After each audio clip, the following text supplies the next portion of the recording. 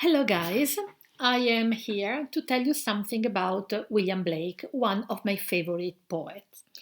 Blake was really a remarkable phenomenon because he was gifted as a poet but also as a painter. He was one of the most important engravers of his age. He can really set side by side with Goya. You have probably studied Goya, or you are going to study him in a short time. And so you can consider Blake as great as Goya was. Just to show you the modernity of his conception of art, I shall use these two pictures. The one, wait a minute, here it's difficult. Okay, this one was made by Blake. The other one was made by Edvard Munch, one of the most famous artists of his age. Munch, you probably know the Scream, L'Urlo, so very, very famous paintings.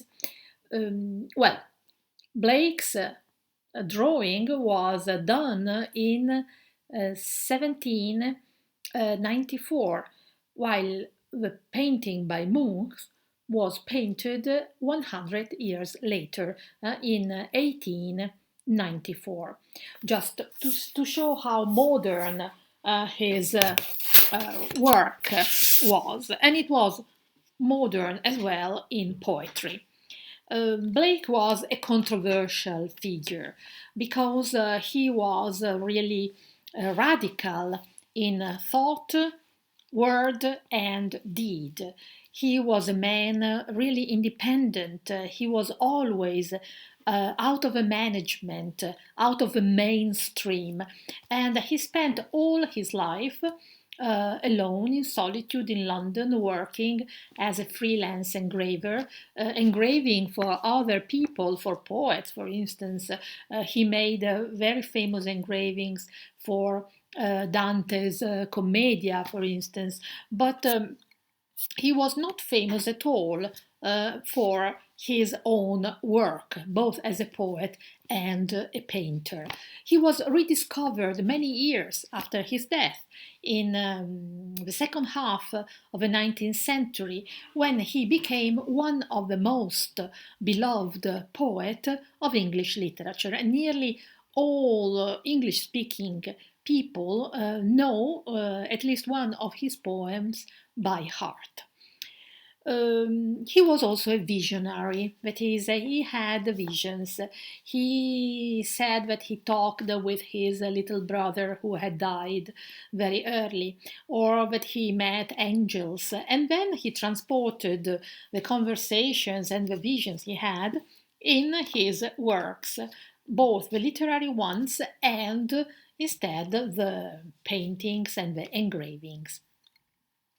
It's difficult to talk about him in half an hour, but anyhow, I ask you to have on your table two poems, which are usually set side by side in any English book. That is The Lamb and the Tiger. We are going to talk about the tiger. But you will see that when with Blake, we always have to refer to at least to another poem because, well, we shall see why. His production can be roughly divided into parts. On one hand, we have the prophetic books, the so-called prophetic books, which are very complex books written with strange, mysterious metaphors, with obscure symbols, and in a language which is sometimes really very hard. We shall leave them aside and we shall devote our attention to his masterpiece, the so-called Songs of Innocence and Songs of Experience. He wrote the Songs of Innocence in 1789. They were his first book, and they were made in a particular way. He used to write the poem on a copper plate and then to add a drawing to the copper plate and to the poem. Then he printed it and Then he watercolored, aquarellava the sheet of paper. In this way, the book was made up by all these small masterpieces and was really fantastic. And the relation between the drawing and the poem was obviously very deep. Later on, after a few years, he composed the second part, the Songs of Experience, and published them together. It was in 1794. And in these two books are connected in a very deep way by the presence of poems with the same title. For instance, the Nurse's Song, the Nurse's Song, the Chimney Sweeper, the Chimney Sweeper. Or the connection between the poems is given in another very direct way. For instance, the Lamb and the Tiger. So each poem in the Songs of Innocence has a corresponding poem in the Songs of Experience, and this creates a universe of symbols, even if the language used is extremely simple. This is the democratic choice he made with the Songs of Innocence and Experience, and it is also the characteristic of his poetry, which directly connects him with the romantic trend which was going to develop in a very short time in England.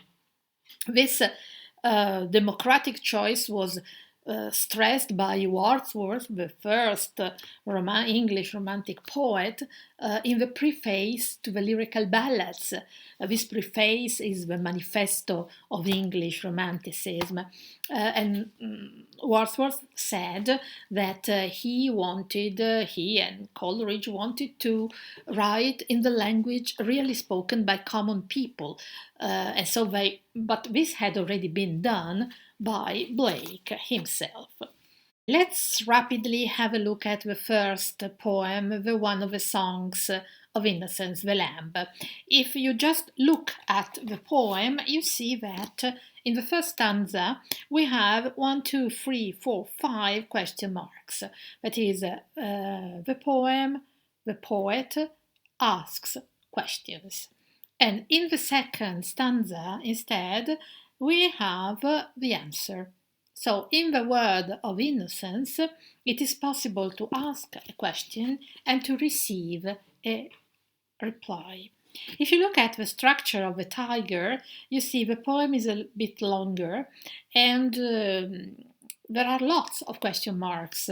There is at least one in each stanza, and sometimes there are two question marks, and there is no reply, no answer. So this already, just looking at the graphic, at the layout of the two poems, you can already start thinking, imagining the content of the poems themselves. The language, we said, is very simple, is inspired by the language of the nursery rhymes, by the language of the word of a child. And so you will find very few words that have to be looked up in the dictionary.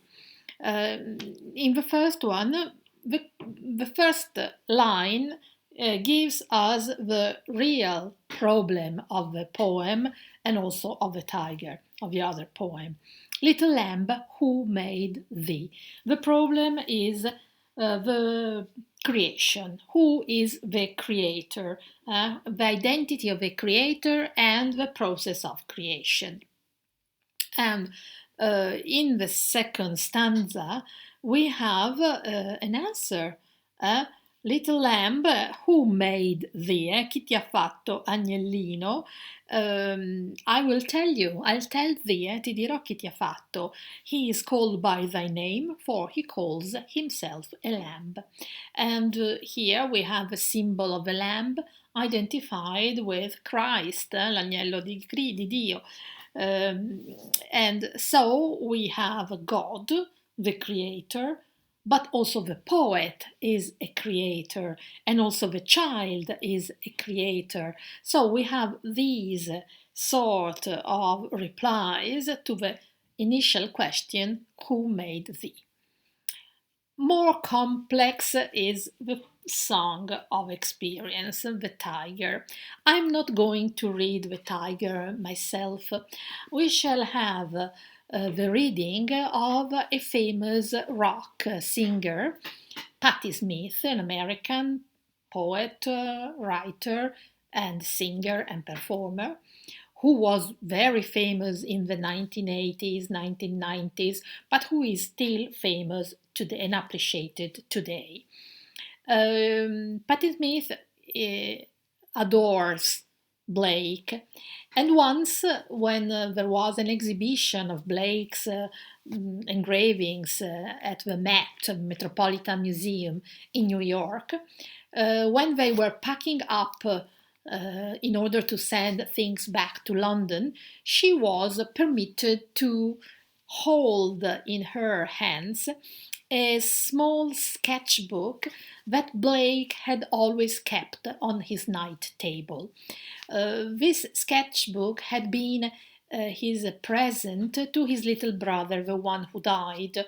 And Blake was devastated when Robert, the brother, died, and always kept the sketchbook by himself, and in it he wrote some of his most famous poems.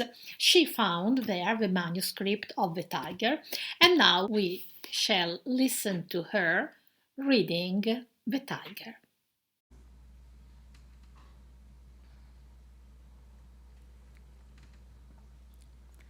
Tiger, tiger, burning bright in the forest of the night, what a mortal hand or eye could frame thy fearful symmetry? In what distant deeps or skies burnt the fire of thine eyes? On what wings dare he aspire? What the hand dare seize the fire? And what shoulder and what art could twist the sinews of thy heart? And when thy heart began to beat, what dread hand and what dread feet? What the hammer, what the chain? In what furnace was thy brain? What the anvil, what dread grasp dares its deadly terrors clasp? When the stars drew down their spears and watered heaven with their tears, did he smile his work to see? Did he who made the lamb make thee? Tiger, tiger, burning bright in the forest of thy night, what a mortal hand or eye dare frame thy fearful symmetry?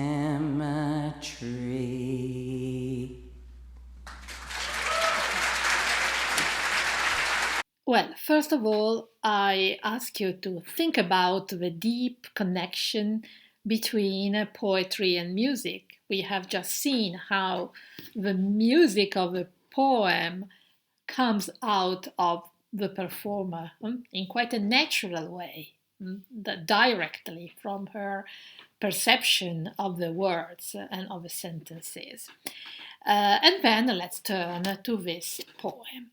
Tiger, tiger, burning bright. While the lamb was a sort of representation of the perfect innocence of childhood, here we are in the world of experience, and the animal has become threatening. We have the eyes of the tiger, which are burning in the forest of the night. The forest of the night, well, La Selva Oscura. So we have lots of Blake knew and admired Dante very much. So even if in a poem which is so simple, we find important references to the past tradition. And this light, this fire in the forest is always something threatening, something which makes us think of dangers. And is the tiger evil? Well, probably not. The tiger is pure strength, is pure energy, which cannot be controlled, and which, because of this, can be terrible, but at the same time is also beautiful, is something great, powerful. So we have this ambiguity and this double meaning. And so the tiger comes to represent one aspect of divinity, while the lamb expresses a face of God, the tiger expresses the other one. But let's go back to the first stanza. Tiger, tiger, burning bright in the forest of the night, what immortal hand or eye could frame thy fearful symmetry? No, symmetry. So here Blake is also suggesting us another way of reading this beautiful poem. That is, this is a philosophical poem about the way a poet creates a poem, about the way an artist creates a work of art. We call it metapoetica, no? We are talking about a poem which talks about poetry. In which way? Well, he's explaining us one of the rules of creation and of creativity. The real artist must master the rules, must know the rules very well and be able to use them correctly. But then there is a moment in which the real artist must break the rule.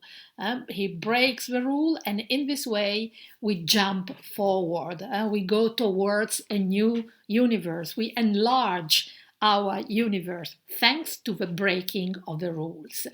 And here, where does Blake break the rule? He breaks the rule on the word which represents order, that is, symmetry, the rules of rhyming.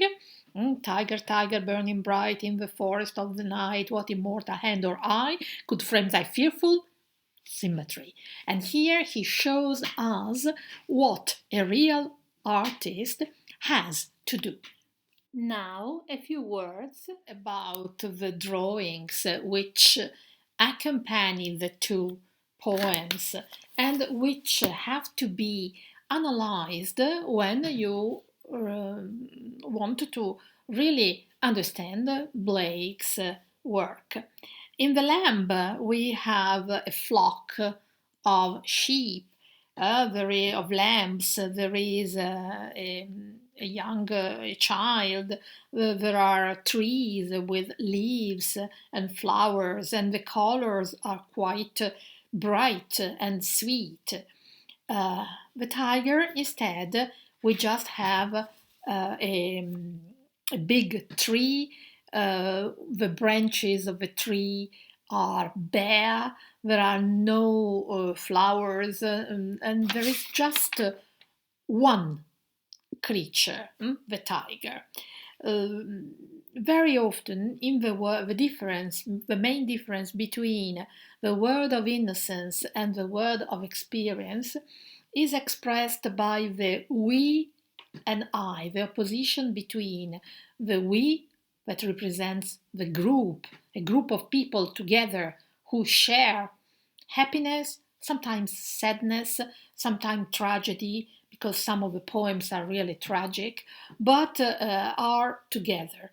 Instead, in the songs of experience, the individual is usually alone. I do suggest you to read the two poems which are in your book on page 29. This is the nurse's song of experience and innocence. And you will see that the real difference will be that in the first poem, the nurse who remembers her young age talks directly with the children who are playing around her. And this is given by, we can understand this because there are the inverted commas of the conversation. The second poem, taken from the Songs of Experience, instead, with a very simple device, that is the elimination of the inverted commas, shows us that she is alone, that the children are in her mind, are in her memories, and that she is in solitude. And another beautiful couple of poems, which is not in your book, the couple, but you can find it easily in the internet. Buy a book, because it's very nice to have books. The Chimney Sweeper, was Pazza, Camino. Both poems are terrible because they are about these poor children who were sold by parents who could not live with them. They were sold and they were used to clean the chimneys of rich people. Benjamin Britten, the English composer, wrote a very famous short opera about the chimney sweeper. But anyhow, let's go back to Blake. And both poems are terrible because they are about children whose only hope is death. They can only dream of death. But in the poem from the Songs of Innocence, the chimney sweepers are together and have a name. Tom, Bob, they call each other. So they are individuals with a name and they form a group and they are a we, un noi. While in the poem from the Songs of Experience, the chimney sweeper is totally alone. So here the flock of lambs and the solitary tiger express this big difference between the two possibilities of life, the life of innocence and the life of experience. So in this way, I hope that you can really fully understand the innovative component of Blake's poetry, how he went against the tradition of his age, how he broke with the rationalism of the 18th century, and how he anticipated the mood and also the style of the following age, but we could also say ages. So I do suggest you to go on reading Blake. He was a source of inspiration for many other musicians, singers, groups. He was very popular also because he can really be fully understood thanks to the simple language that he used. Goodbye.